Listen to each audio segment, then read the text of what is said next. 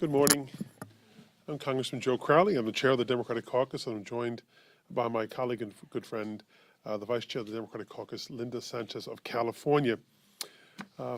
First off, I think I could speak on behalf of not only Linda and myself, but the entire Democratic Caucus on what a remarkable night last night was for not only the Democratic Party, but for the people of Alabama, and more importantly, the people of America, to see that the resolve was there to not send a suspected pedophile, racist, to the U.S. Senate.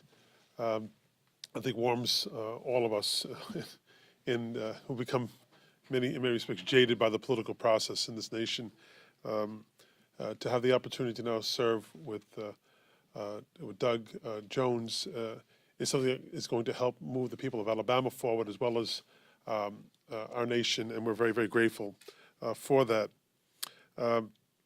We're also working to avoid a Republican GOP shutdown of our government and government services as we head into the holidays.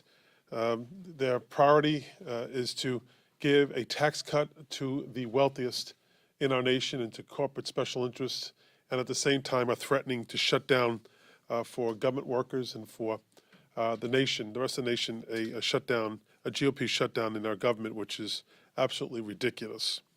We also want to talk a bit about this morning about the creation of a working group by Leader Pelosi on the issue of sexual harassment, that we continue to work to ensure that the Congress, U.S. House of Representatives, not the gold standard, but the platinum standard when it comes to issue of sexual harassment in the workplace, where it has no place whatsoever. Just real briefly on the tax bill, there's really no way to make this tax bill better, certainly for my constituency, but I think for our country as well. We're looking at over 70 million households that will see a tax increase sometime within this decade if this bill becomes law. Mayor de Blasio issued a report that said in my city alone that over 700,000 households would see a tax increase if the Republican bill were to become a law. And so we look forward to working as best we can in a bipartisan way to bring about tax reform that makes sense for the American people. These bills do not meet that standard. They're being rushed through to simply give a win to the Republicans in this year of legislative winlessness. It's also a payback to their big donors. We heard that from Chris Collins. We've heard it from others as well. Lindsey Graham in the Senate, if they don't get this bill passed, they can forget about contributions from their big donors, and they might as well give up the House and the Senate.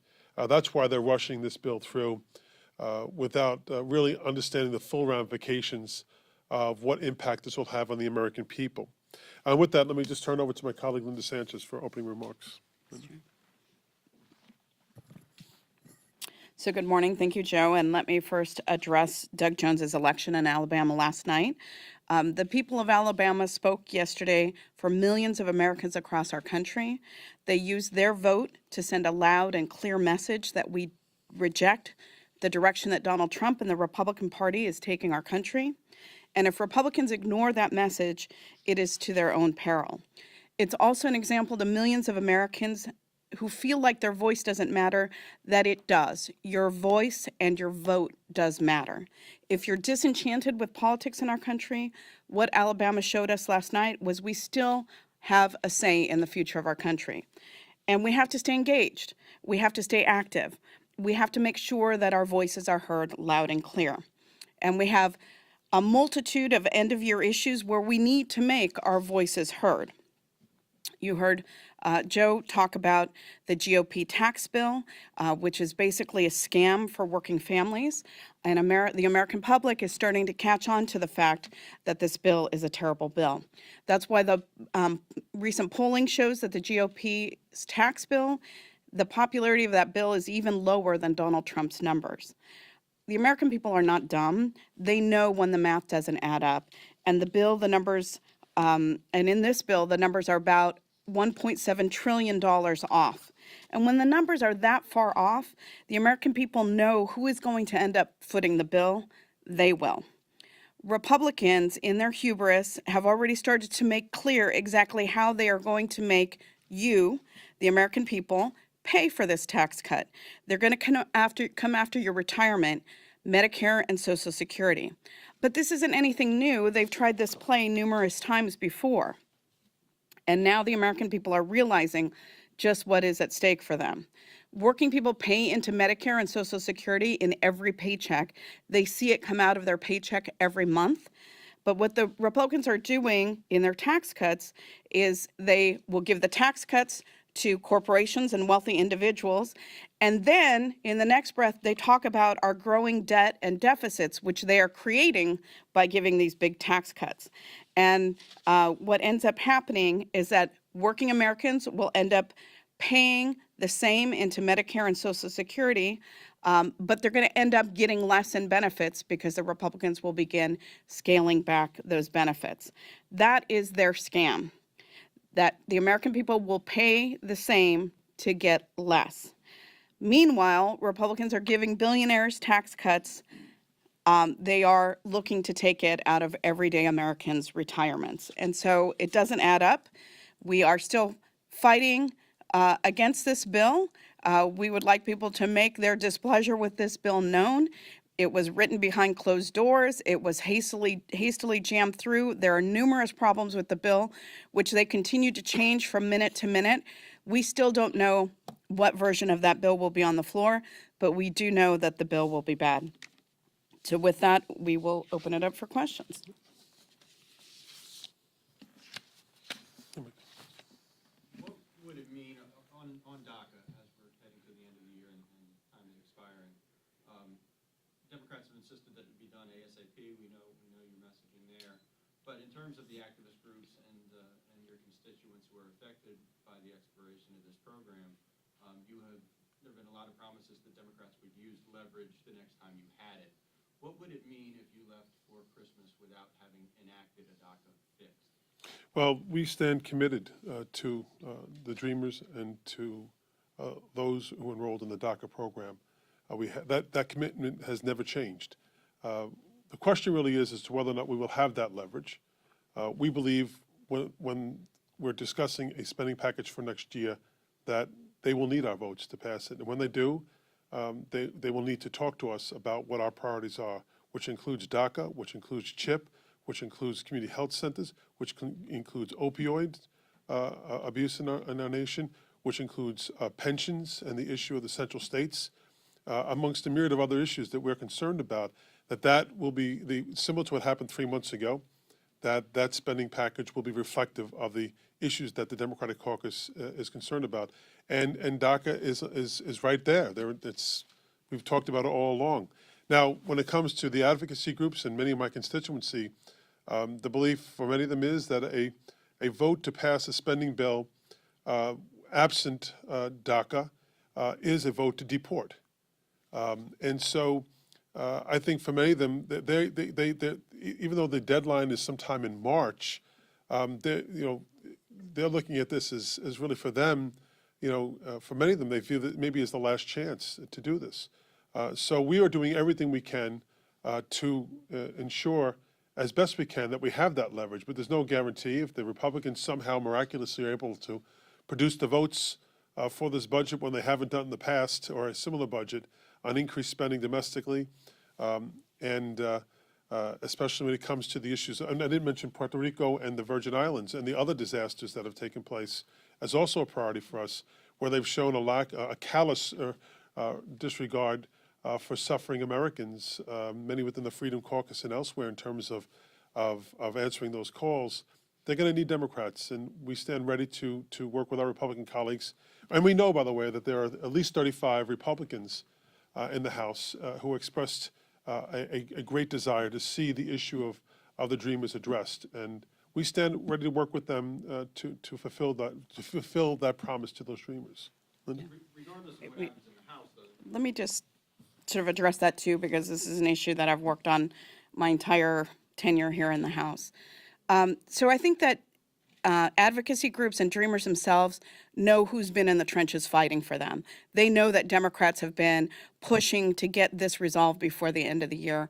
And we know that there is enough Republican support to get a DREAM Act passed. The impediment all along has been the Republican leadership. And if you look at the outstanding work that, United We Dream and CHIRLA and Forward US, they've gotten folks engaged all over the country, and they know who's standing with them pushing for this, because Democrats have been talking with them on a consistent basis. We've been participating in the events across the country, and it's been amazing to see the amount of activism. And we think that that activism has really helped build the momentum for this. We are in the minority. We have very little leverage that we can utilize, but we have tried at every turn to use that leverage. Republicans are under some fantasy that this doesn't have to take place until March. Well, every day that we delay, 122 Dreamers fall out of status. So that's folks that are eligible for deportation. Each day that passes without getting this done.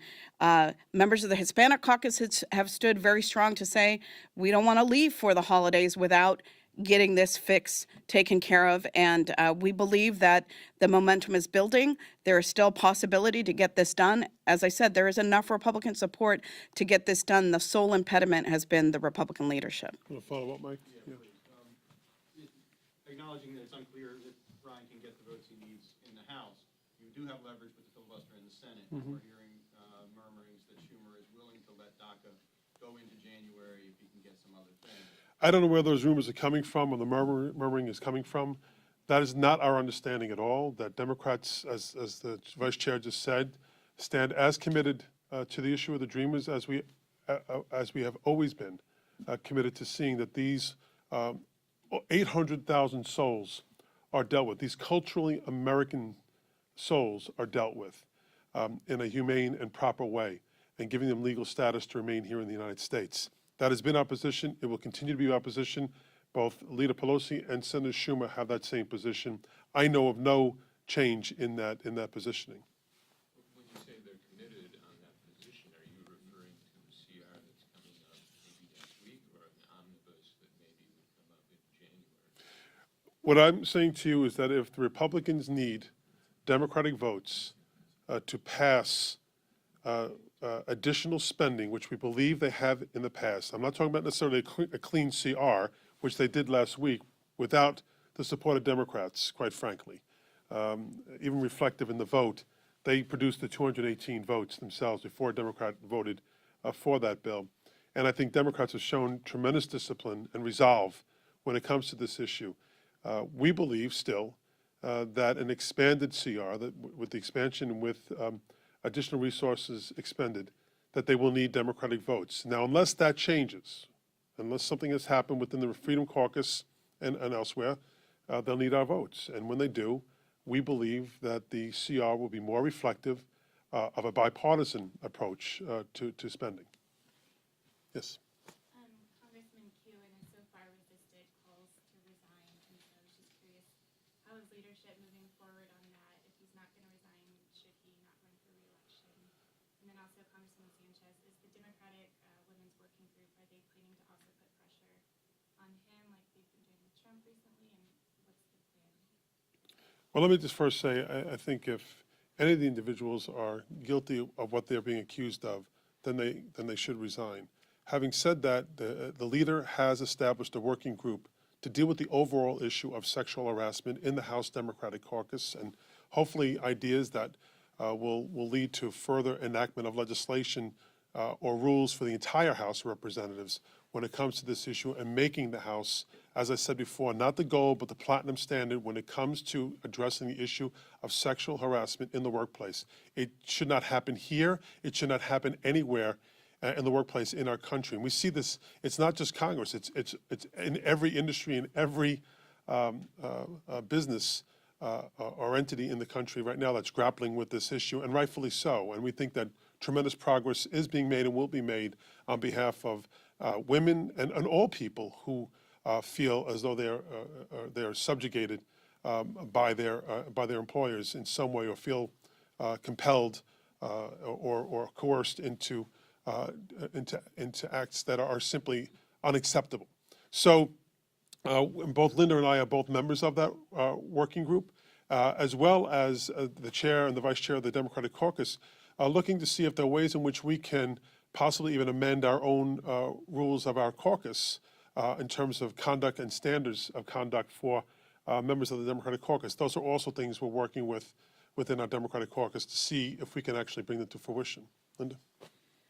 Yeah, the working group is solely focused on trying to reform the process here in the Capitol to make sure that complainants are given a fair process. Right now, the deck has been stacked against them with regard to the process for reporting these kinds of claims.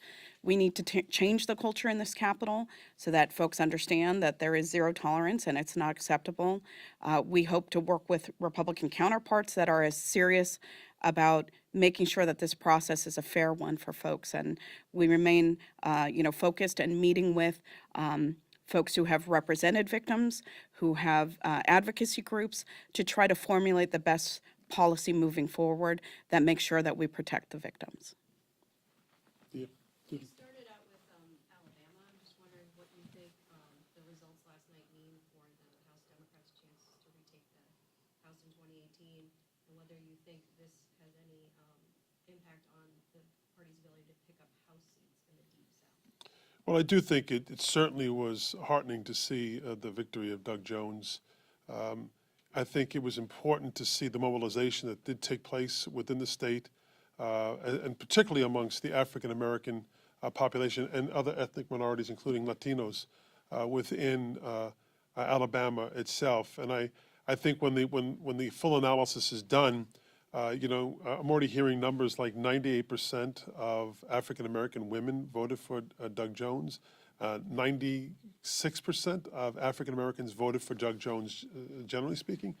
That is something that is remarkable and something that we as Democrats not only need to take note of, but respect and understand that commitment, that there has to be a two-way street of the African-American community as well. And I think many of my colleagues have been talking about this, and I think this election itself once again demonstrates that the support of the African American community was critical and crucial. It was without it, Doug Jones is not a member-elect of the U.S. Senate, and it took every vote to get there. So we thank all those people of goodwill on behalf of Democrats, Republicans, Independents who supported Doug Jones. It's a great day for Alabama, a great day for America.